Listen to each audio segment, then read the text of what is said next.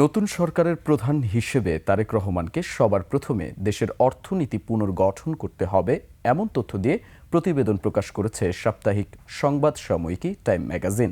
এতে বলা হয়, চ্যালেঞ্জ হলেও বাংলাদেশে স্থিতিশীলতা ফিরিয়ে আনার সুযোগ রয়েছে বিএনপির, আর তা না হলে নির্বাচিত সরকার প্রশ্নের মুখে পড়বে।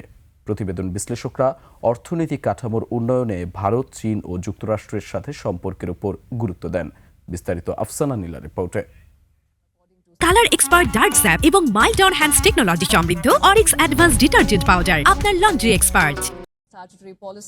প্রায় 2 দশক পর রাষ্ট্রীয় ক্ষমতায় বিএনপি। দলের চেয়ারম্যান তারেক রহমান নতুন সরকারের প্রধানমন্ত্রী।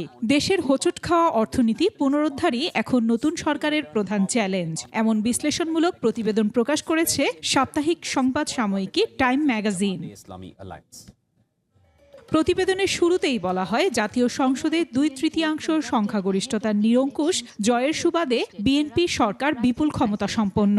তবে অর্থনীতির উন্নতি না হলে দেশের রাজনৈতিক স্থিতিশীলতা বজায় রাখা কঠিন হবে। তারেক রহমানের রাজনৈতিক সাফল্য নির্ভর করছে অর্থনীতি পুনরুজ্জীবিত করার উপর। ক্ষমতায় আসার পর বিএনপি 2034 সালের মধ্যে জিডিপির আকার $460 বিলিয়ন থেকে বাড়িয়ে $1 ট্রিলিয়ন নেয়ার অর্থাৎ অর্থনীতি দ্বিগুণ করার প্রতিশ্রুতি দিয়েছে।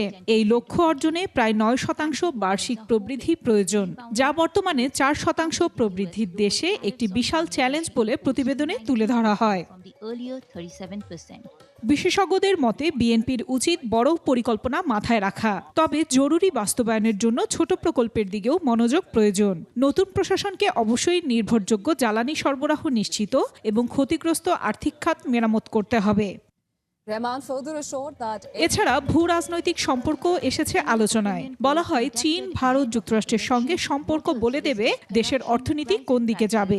বাংলাদেশের সাথে ভারতের অর্থনৈতিক কার্যক্রম এখন মূলত স্থবির। অন্যদিকে তারেক রহমানের জন্য সবচেয়ে বড় পরীক্ষা হবে পররাষ্ট্র নীতি ও অর্থনৈতিক পরিসরে যুক্তরাষ্ট্র ও চীনের মধ্যে ভারসাম্য রক্ষা করা।